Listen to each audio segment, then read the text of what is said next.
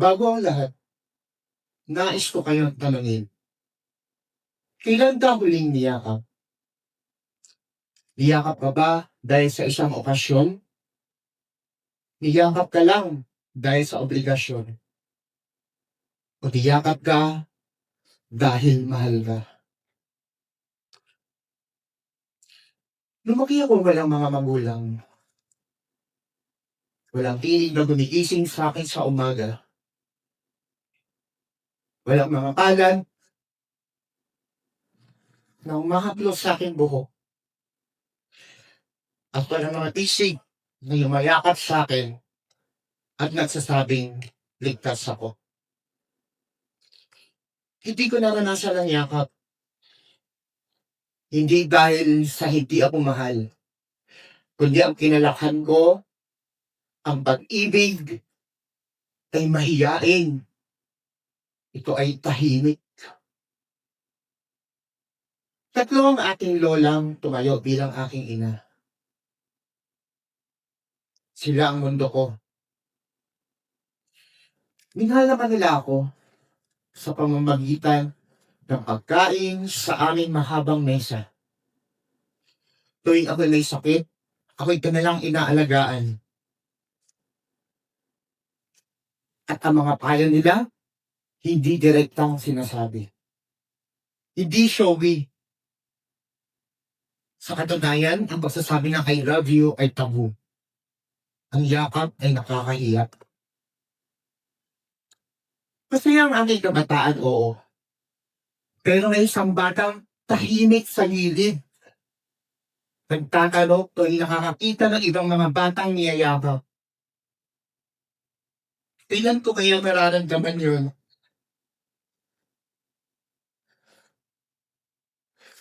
Dahil wala akong parents, naging target ako ng mga bullies. And worse, naging bully ako. It is a form of survival ng isang bata na ang akala niya sa mundo ay malupit. Dahil doon, gumawa ka ng sarili kong mundo. Mundo ng pantasya. Dito nahasa ang aking pagiging kwentista. Naalala ko noon, ang tatay ko ay isang ninja na nakatira sa isang submarine. Sa grupong ito, ang sabi ko, ang tatay ko ay isang abogado. Dito sa grupong to, ang sabi ko, ang tatay ko ay isang sundalo. At ang aking nanay ay nagtatrabaho sa Amerika. Naalala ko ba acting? May ginamit akong picture ng isang Amerikano sa magazine. At pinagyayabang ko na yun yung tatay ko. Malungkot dahil nabuhay ako sa kasinungalingan. At doon ko napagtanto, nung nalaman nila ang aking gawa-gawang mga kwento, hindi ko nakuha ang yakap ng kaibigan na sana ay deserve ko. Habang ako'y lumalaki, naging matagumpay akong nurse at teacher. Pero kasabay nun, napansin ko ang mahabang mesa namin. Unti-unti nang nauubos ang mga dati kong kasalo. Hanggang napansin ko,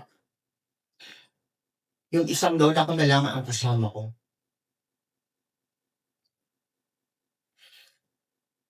Bago namatay ang tunay kong nanay, 4 times kami nagkita. Sabi niya, sa wakas, pasensya ka na, wala akong naging ambag sa buhay mo. Gusto ko siyang yakapin. Hinihintay kong yakapin niya ako. Pero dahil nabuhay nga ako sa isang environment kung saan ang pag-ibig ay mahihain at tahimik, hindi ko nagawa. Namatay ang aking ina na hindi ko nayakap at hindi niya ako nayakap.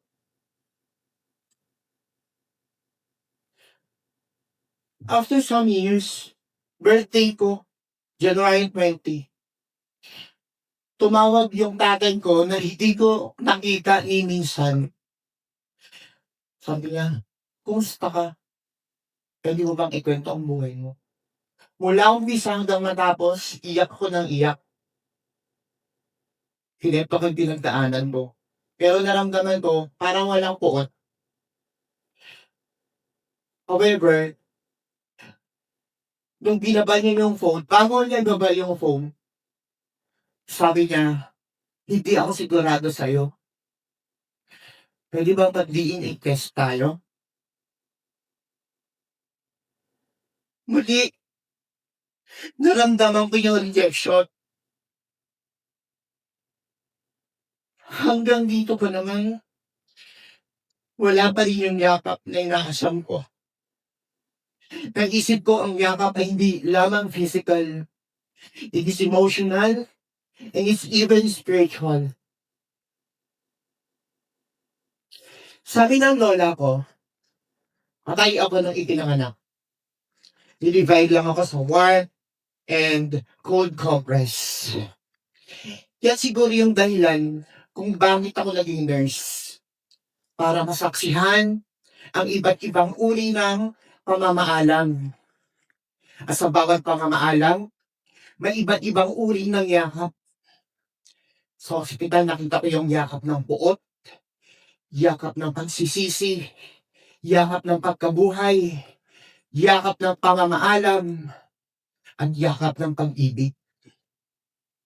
Pero alam niyo, katulad ng banda ako na nasa gilid lang, nagtatanong ako, kailan ko kaya mararamdaman ang yakap na yun? Tinalikuran ko ang pagiging nurse when I fell in love with the academe. Nakita ko ang isang pamayanan kung saan may 3 dilapidated rooms. 45 IDA students nakangiti. Nakita ko ang reflection sa kanila. Walang middle name. Gutom. Hindi lang ng sigmura, kundi ng isip at puso. There, tinrain ko sila without asking. Mga IDA students, they became champions. 4-time defending champions sa choir. They became national and international winners, visual and performing arts, filmmaking, academics, sports, lahat. Pero ang pinaka-importante sa akin ay ang character formation.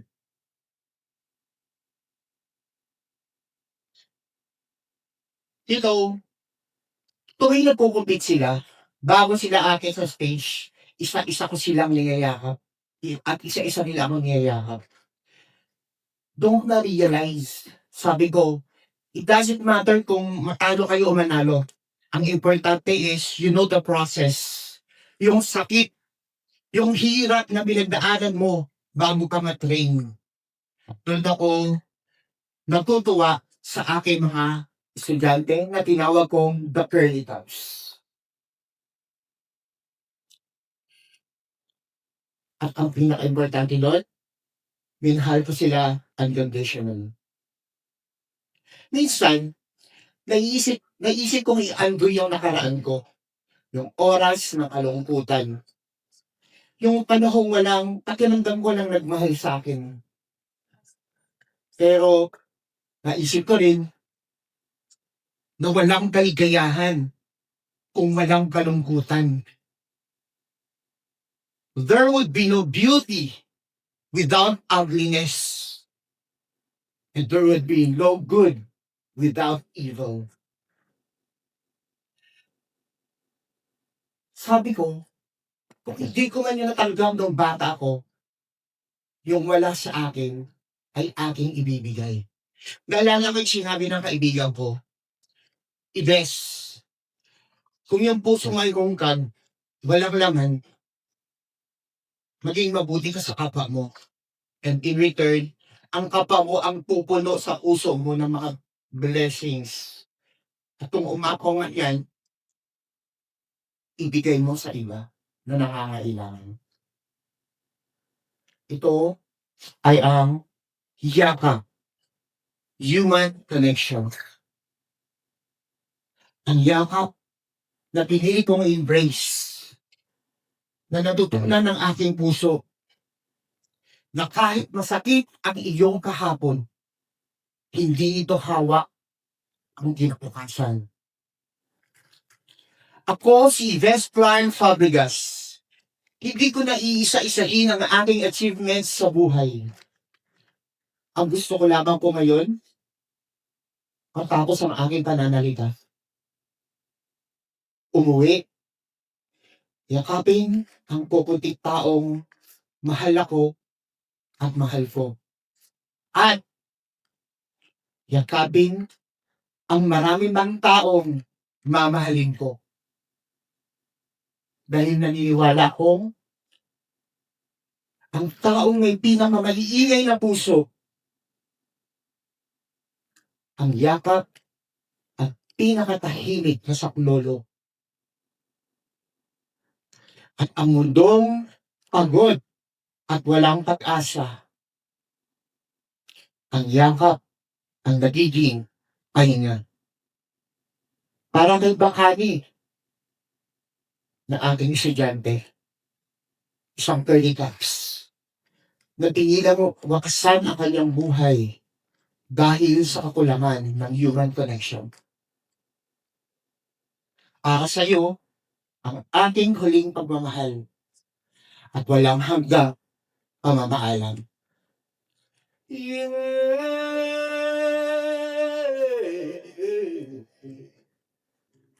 Yeah.